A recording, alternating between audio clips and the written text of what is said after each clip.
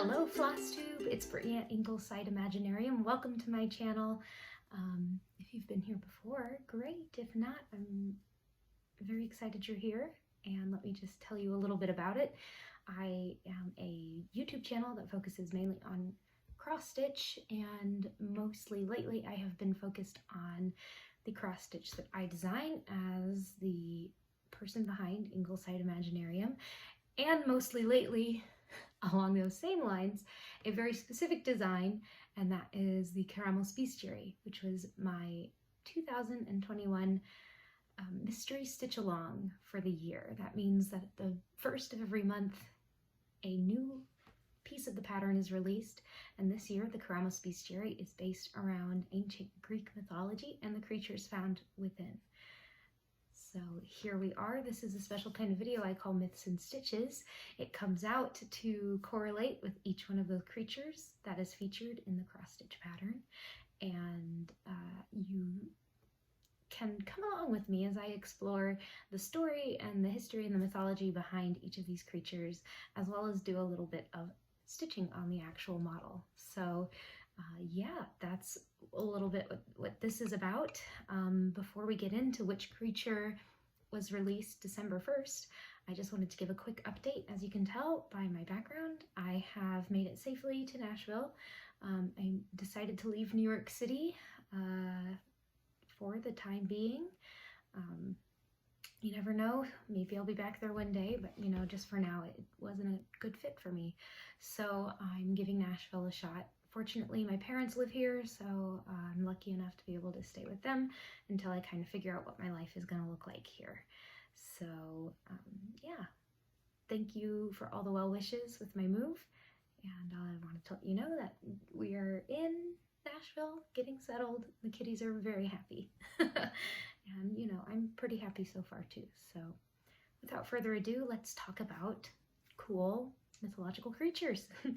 Specifically, this month in the Keramos Bestiary, we got a new type of creature. You know, we started this stitch along in the sky above the clouds, and then we ended up under the clouds among the vines, and now we have found ourselves under the waves in the sea.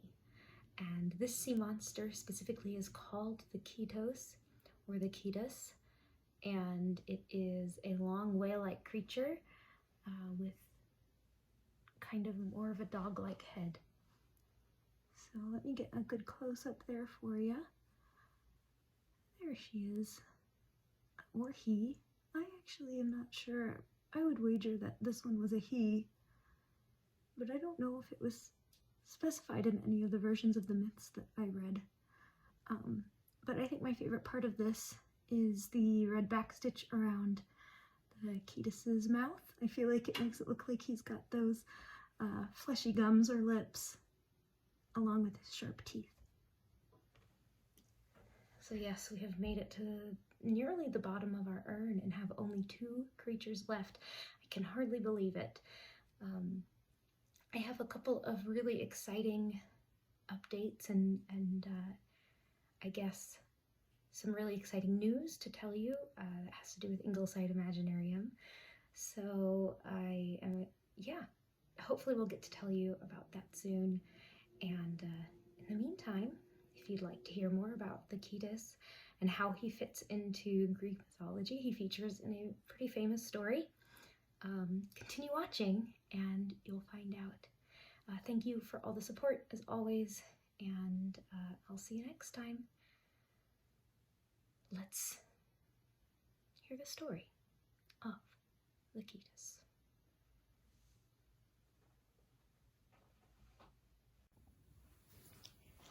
All right, so as you have already seen, what is this? This is our 10th creature, has been revealed to be the Ketus, or Cetus, the ancient Greek mythological sea monster, who is very large, comparable to today's whales. Said that the head itself of the Ketus was over 40 foot long, or 40 feet long, and the skeleton height, if you had it laid out, would be taller than an elephant. We don't get necessarily a ton of description of what the Ketus looked like, except that it typically was portrayed as a whale-like creature. In fact, the name of this creature, the Ketus, or then the Romanized Cetus, led to cetacean, I believe is how you say it, which is the Latin name for the family of whales. So, yes, the whale-like body with the long, tapered body with all of the fins coming off of it, dorsal and lateral fins, and the head of a boar or a greyhound, which that's where I suppose the big difference between our modern day whales and the Ketus is the shape of the head. Although it's quite interesting because if you think about, the creatures that whales descended from, they were land mammals that returned back to the oceans for an aquatic lifestyle. And I believe, although I didn't research this part going into it, that they were in fact more canine-ish. They weren't canine, they were their own families, but they were more akin to today's canine family than to fish or sharks. And of course, as they went back into the ocean for their aquatic lifestyle, they ended up, their paws became fins, and now we have if you look at a whale skeleton, there's the vestigial finger bones and stuff in the fins of the whales, and kind of like, the blubber and the paddle shape of the fins inside that are still the vestigial finger bones of its ancestors that used to walk around using paws on land. So the fact that the Ketus did have sort of canine elements to it is pretty interesting, I think. And maybe, maybe that is because whale skeletons, although if it was a skeleton that had been washed ashore, I'm not entirely sure that the finger bones would have remained with the main part of the skeleton, unless it was a dead whale or a whale that had been washed ashore and then died and decomposed. Then perhaps you would still have access to the fingernails, I meant finger bones, to be able to see that and maybe inspire a new sort of sea monster. But the Ketus, while it became a pretty common type of sea monster to be featured in Greek art at the time, this specific, the Ketus came from a very specific story or myth, and that is the story of the king and queen of Ethiopia, King Cepheus and Queen Cassiopeia, and their daughter Andromeda, and the Greek hero Perseus. And this is another one of those instances where we have, a cameo from someone who has been featured earlier. If you remember in the myth, our very first myth that we explored, the myth of Pegasus, Perseus was tasked with killing Medusa the Gorgon. And he used some wing sandals that he had been gifted by Hermes. And using those winged sandals and a magical sword, he was able to defeat Medusa. And as he cut her head off, and the blood spraying from her severed neck, the winged horse Pegasus emerged from the wound and took to the skies. And Perseus, having completed his task, took the head of Medusa and was flying back to where he needed to go. And that was when he saw below him along the coast, chained to a rock, the most beautiful woman he had ever seen. And it's quite a tragic story, I guess, about how this beautiful woman got there. The story itself has a fairly happy ending, but that young woman, that beautiful young woman, was Andromeda, and she ended up in this predicament, chained to a rock on the ocean's edge, because her mother, Queen Cassiopeia, was a very haughty and proud woman. She gave birth to Andromeda, and as Andromeda grew into a young woman, she ended up being quite beautiful.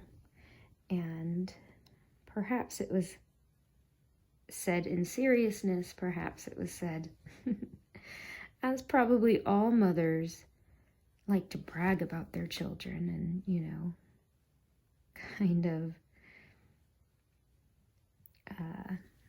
overstate their qualities. The queen said that her daughter Andromeda was even more beautiful than the Nereids of the ocean. And the Nereids are sea nymphs who dwelled in the sea waters, sort of like how naiads are water spirits that are devoted to particular streams or lakes or rivers, freshwater. The Nereids are the water spirits that are kind of representative of the seas and probably inlets and all of the different bodies of salt water. And the Nereids were part of Poseidon's domain. And when he heard Queen Cassiopeia make this very bold claim that her daughter was more beautiful than the spirits that represented the seas he had control over, he did not take that very well. And in fact, he was so angry that she would dare to presume that her mortal daughter could be more beautiful than these sea spirits, that he decided he would destroy their kingdom of Ethiopia, ancient Ethiopia. And so it began that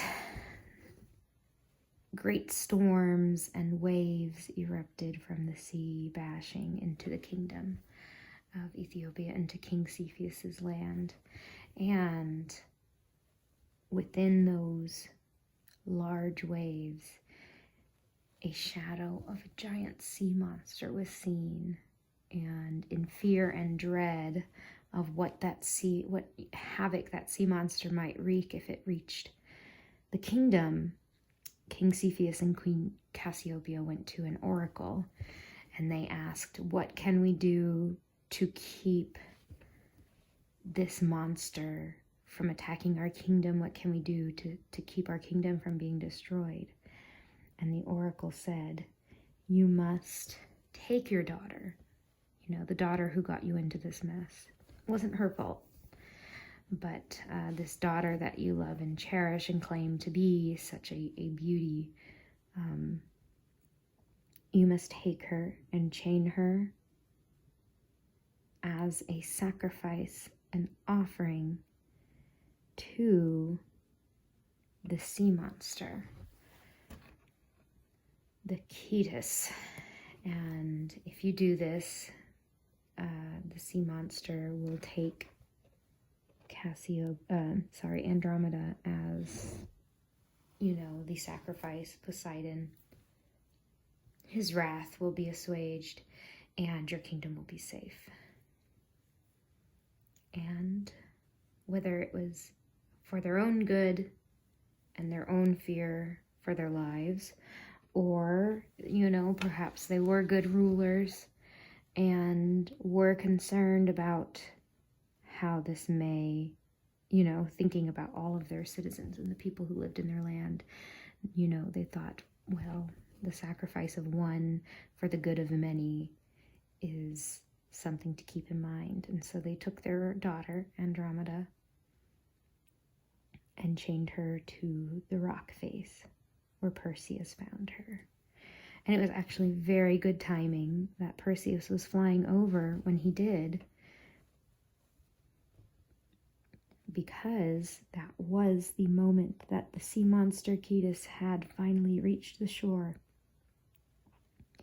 And it was leaping and reaching in attempts to get Andromeda the prize that it had been promised. And it varies in different tellings of the story how Perseus ended up defeating the Cetus. But he's usually flying. Back in the original Greek myth, he was using the winged shoes given to him by Hermes. However, in later tellings from the Middle Ages, we discussed this in the segment on Pegasus. He became the Greek hero who rode Pegasus, and so in some later retellings of the story, he was riding Pegasus and was able to kind of maneuver in and down and about to defeat the Cetus. And he also, because he was on the way home of just having slain Medusa, he was, in some stories, he uses the same magical sword that he used to defeat Medusa and kills the Cetus. But in other stories, he does take advantage of using the severed head of Medusa as a way to turn the creature to stone and defeat it, as a way to petrify it and save Andromeda from her grisly death in the jaws of a giant sea monster. And this next part of the story has a couple variations as well. In some of the stories, before Perseus even rescues Andromeda, he sees the king and queen watching, and he says, "I will rescue your daughter if you promise me her hand in marriage in return." And of course, if with the chance at being able to rescue, defeat this creature, have their daughter rescued, and escape the punishment of Poseidon, they, of course, are eager to promise Andromeda's hand to Perseus in marriage.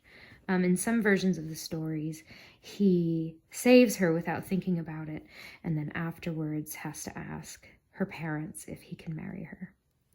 And regardless of when this happens, after he saves Andromeda, it's revealed that Andromeda was already engaged to be married, was already promised to be married to somebody else. And that somebody was her uncle Phineus. And Phineus was none too keen on having his beautiful young bride taken away from him by a random Greek hero who was flying by. And so Phineus makes a big fuss and challenges Perseus to a fight over the hand of Andromeda. And Perseus, luckily, has a secret weapon, hanging from his belt or by his side, within grasp, and that is the petrifying gaze of Medusa's severed head. So Phineus probably didn't realize what he was getting into, but in his hastiness to claim what he felt was his and was promised to him, he challenges Perseus, and Perseus turns him to stone using the head of Medusa. And I guess saves, I don't know, I know it was a different culture back then, but saves Andromeda from the Cetus, but also saves her from marrying her uncle. So I think that's a win-win for her. And after Phineus is no longer a problem, Perseus is able to take Andromeda home and marry her. And they ended up having many children, ruled a kingdom together, and when the two of them died, finally, she and her husband Perseus and kind of everyone associated with this myth were taken up into the heavens and turned into constellations. It is said that Queen Cassiopeia, this vain, haughty woman who dared to brag that her daughter was the most beautiful creature in all of the realms, it's said that as punishment for her vanity, she was put up into the sky, chained to a throne, and a punishment for agreeing to sacrifice her daughter, chaining her daughter to this rock, this cliff face. She was forced to be chained to this throne up in the heavens forever and ever. King Cepheus is up there too, with his crown placed upside down, again, as punishment for sacrificing his daughter to save himself. And then Andromeda and Perseus are placed next to each other in the sky. The winged horse Pegasus is nearby, as is the Cetus. So all of the players are up there, and who knows, maybe the myth is replayed over and over up in the heavens. The Cetus is pretty much your stereotypical sea monster, most likely inspired by the skeletons and sightings of whales out in the ocean. I think this kind of shape and depiction is very similar to later depictions on nautical maps. You know, here there be dragons or here there be monsters. And it's one of my favorite designs, I feel like, of all of these mythological creatures that we have been stitching on this year. I think it's a really cool creature. And yeah, I just like the kind of arrangement of the fins and the differing colors. And some of them I've had to add in kind of the accent colors so that everything, you know, works well, because some of them were only black or only white, or but this one in my original reference had all three colors, so it was really easy, fairly easy to translate into cross-stitch form. The one thing that was a little trickier is I had to kind of take the body, which was maybe like this long, and condense it so it would fit in the space necessary, that I would have room for two more creatures down here under the ocean. But yeah, it's your stereotypical sea creature. More interesting probably in later retellings of this story is a sort of, not necessarily a mystery, because her heritage and her, I guess you can say ethnicity, is fairly clearly stated. Andromeda, this great beauty, is Ethiopian. Her parents are the king and queen of ancient Ethiopia. And so what's interesting is that as popular as this myth is in different artistic renderings over the years, it's very interesting to see how this Ethiopian princess has been portrayed. Probably you'll be able to guess that she, while in many of the original retellings, her skin tone is mentioned as being dark, kind of in a backhanded way, in the fact that, well, not always in a backhanded way, but in sort of the idea that, you know, even though she was dark-skinned, she was a match for Perseus, and the fact that they contrasted so well, you know, looks-wise, made them just even a more beautiful couple. You know, these issues that some might feel are modern day issues,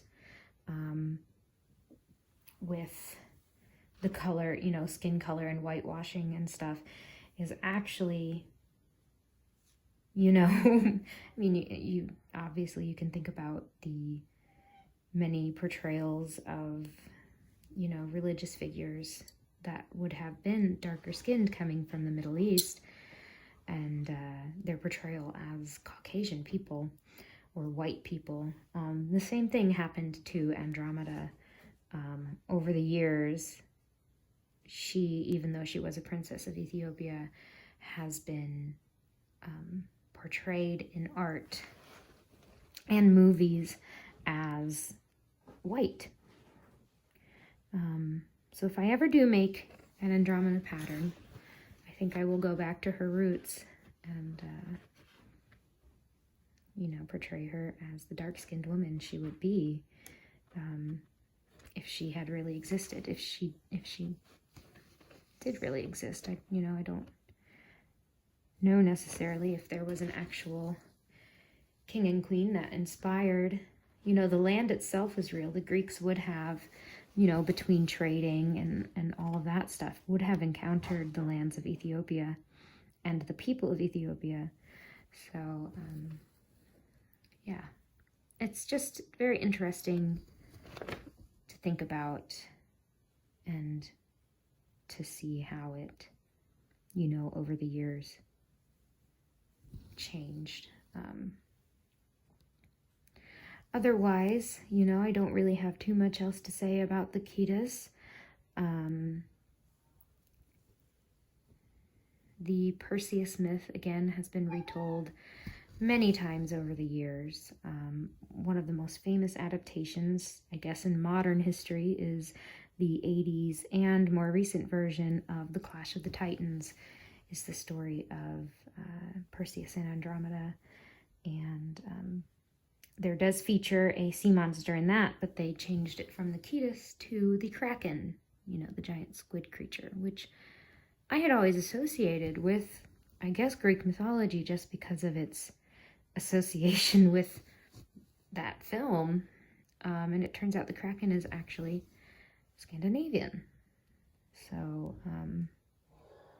yeah, that's quite interesting, I would say, as well. But yes, I hope that you guys had a wonderful Thanksgiving, no matter how you celebrate it, if you are American. Otherwise, I just hope you're doing well and you're getting ready for any sort of holidays that you might be preparing to celebrate in the next month. Thank you for your patience with everything, mostly with how these videos have not been edited and uploaded in a timely manner because of my move. But I really hope that now that I've moved, I can really focus on my stitching and my patterns and get some really cool stuff out to you all. I am thinking about next year's stitch along. There will be one. I'm thinking actually it might be a condensed version. Instead of 12 months, it will only be 8 months, since this stitch along started late, and it will finish February will be the last release. I'm thinking that maybe next year's stitch along will start in March. That gives me a little more time, especially having had to devote so much time and energy to getting moved. That will give me a little more time to prepare and feel good about whatever it is that it's going to be. I have some ideas so far, and I think it could be really cool. So yeah, I suppose that's it. Thank you everyone for your continued support, and I wish you all very happy stitching. I'll see you next time. Bye!